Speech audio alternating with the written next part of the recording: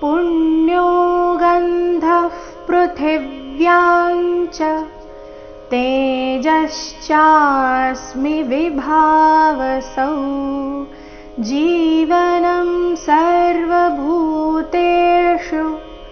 तपश्चास्मि तपस्विषु पुण्यो पु मेले आघात पुण्यो गन्धः गन्धः ग मेले आघात गन्धः पृथिव्यां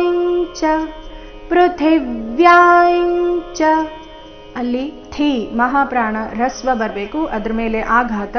ಯಾ ದೀರ್ಘ ಹೇಳಿ ಅನುಸ್ವಾರದ ಉಚ್ಚಾರಣೆ ಅನುನಾಸಿಕ ಯ ರೀತಿ, ಮುಂದೆ ಚ ಬಂದ ಕಾರಣ.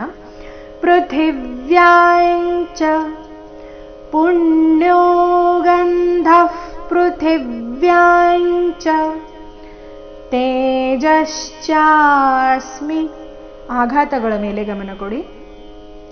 तेजश्चास्मि विभावसौ जीवनं सर्वभूतेषु ಚರಣದ ಕೊನೆಗೆ ಇರೋ ಶು ರಸ್ವ ಬರಬೇಕು.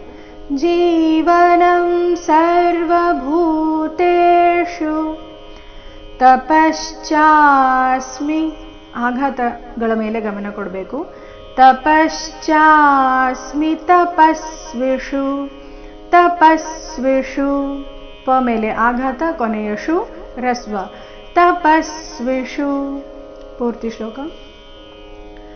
ಪುಣ್ಯೋ ಗಂಧಃ ಪೃಥಿವ್ಯಾಂ ಚ ತೇಜಶ್ಚಾಸ್ಮಿ ವಿಭಾವಸೌ जीवनं सर्वभूतेषु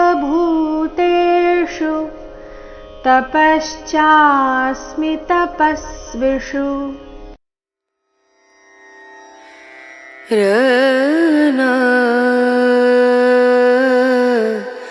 र